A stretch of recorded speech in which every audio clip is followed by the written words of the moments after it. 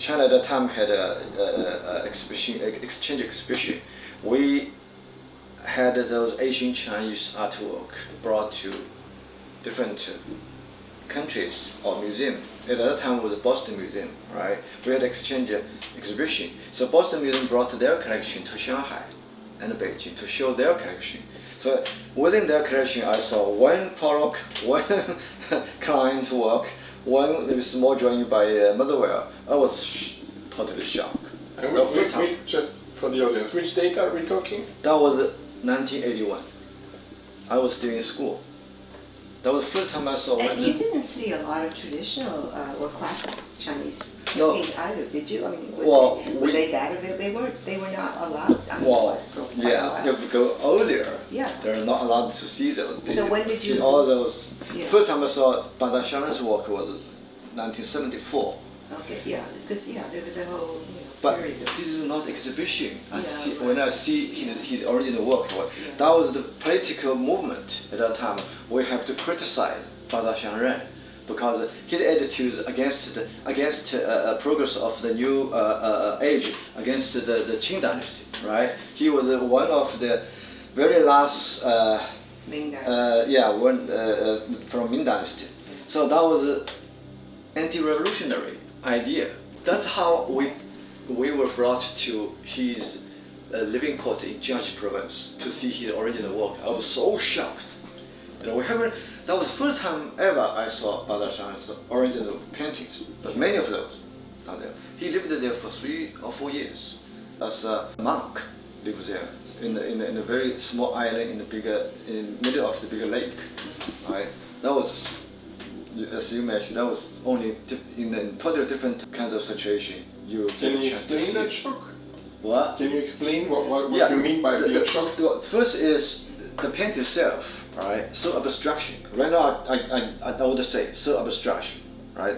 He left lots of white space, and also his brush strokes so, how to say, so emotional, and it carried lots of images, and some of sort of because when he made the painting, he of course lots of emotional thoughts, notions.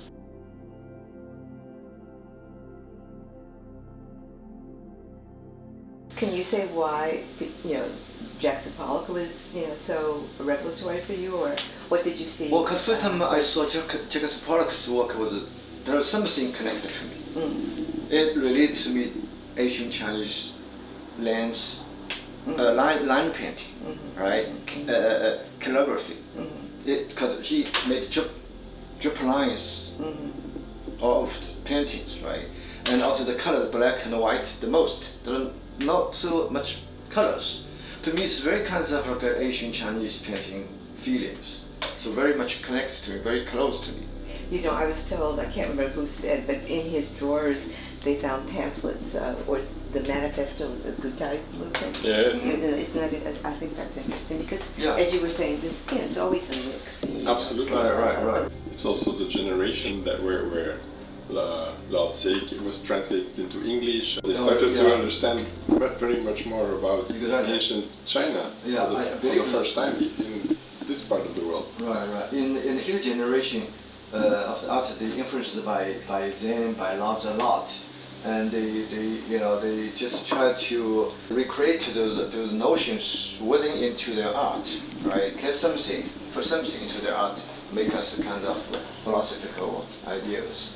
And also Klein's painting, to me, it's kind of a bigger structure of calligraphy itself. It's very easy to recognize, to get some point of his ideas, but maybe not totally understand it at that time. But very close to me.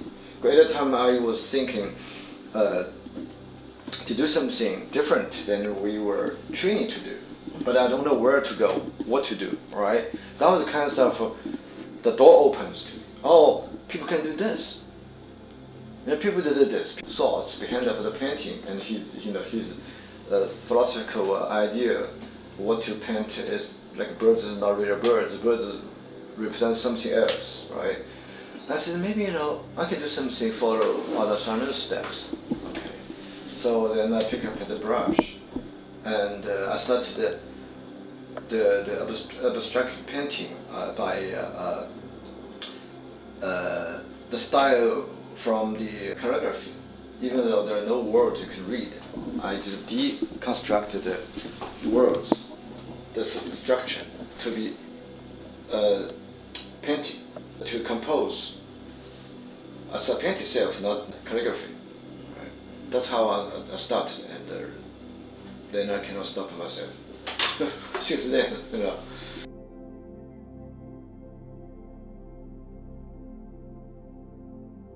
When you said earlier what captivated you in what you were seeing in art was time and space. Yeah, well, and I think that's very much central to your work. That's earliest from Bada Shanren's work already, all right? Because you see the wide open white space, which we call the left gap or left white, liu bai, right? You leave the white on the paper, which is open space, or which is whatever you can imagine the space is. The aspect of time and you seeing performance art, is there a link between, because you bring the act of painting to a place where you are the only one who brought it that way. I think from a Western first standpoint, we don't see the kun, we don't see the void. We think that we understand what we see, but basically it's when you look closer, it's the opposite what you've done. You've painted the space around the void.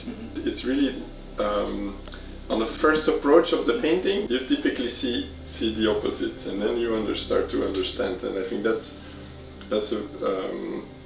an interesting way how you make us perceive that kun, make us perceive the space. Yeah. I think the word perceive is very important, and also the way to appreciate painting is different from Western and Eastern. We don't look at the painting directly, see what you see. We look at the painting to understand it from inside, inner. You see the space from inner space. You feel, you perceive the space, right? From what you look. It's not directly from your eyes. It's through your eyes to your inner thoughts, right? That's a different way. For example, we see Bada Shanren's work as well, right? Maybe for Westerner, you see Bada Shanren the painting white and white. It's left white, but to us, it's a space. It's not white at all. The space could be whatever space you can imagine, right? In my case, also the same way. I believe that the less you paint it, the more you get, right? The more you do, the less you have. Now, let's say more you do, less you have it. By repeated the brush strokes again, once you put one layer overlapping another, the underneath is destroyed. It's not exist anymore. So more you do, the more you destroy. Yes. The end you finish the paint, you destroy everything. You only leave the trees on there. You have to choose back.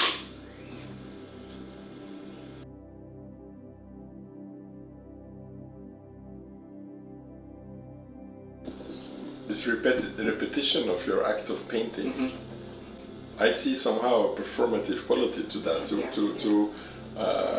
Because by the repetition, it becomes your soul gets into the painting, because you do in your state of mind. You need to be in a very open, connected state of mind. Otherwise, you just destroy it. You really destroy, but you are not. You are. By adding a layer, you add more intensity. You look at the actual canvas, yes, you see more layers, right? But to me, as an artist, every time I do is try to clean. Okay, more you do, the more clean, more or less. If you look at the painting, I guess you have to choose back the processing, right? And the way to do it is try to emphasize the repetition of time and energy, right? The time and energy you spend to get less and less from your inside. It's like Zen Buddhism. They practice their same painting, or they do their practice by repeat some certain word for one day. Yes, it's a mantra that you keep and on. they keep themselves void. Right, totally left this physical world. They were somewhere else. That's what you gotta do. But that's also why I think we're having tea upstairs and that we're not gonna have tea and eat downstairs, because that's this is both a physical and mental space for you. Mental space, that's right. I think it's very interesting. There are two different ways to really understand the painting. One is you look at the painting itself, you trust your eyes, you see lots of stuff.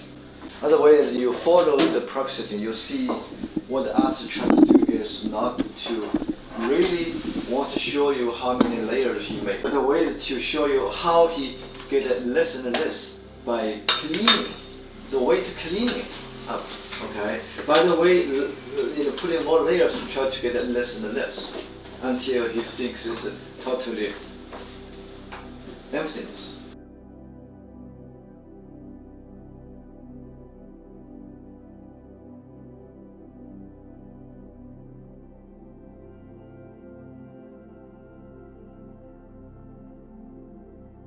Speaking of the gray color, to me, gray has two different resources. Okay, one from ink. To us, the ink is a source of gray. You can make tens of thousands of different gray by ink itself.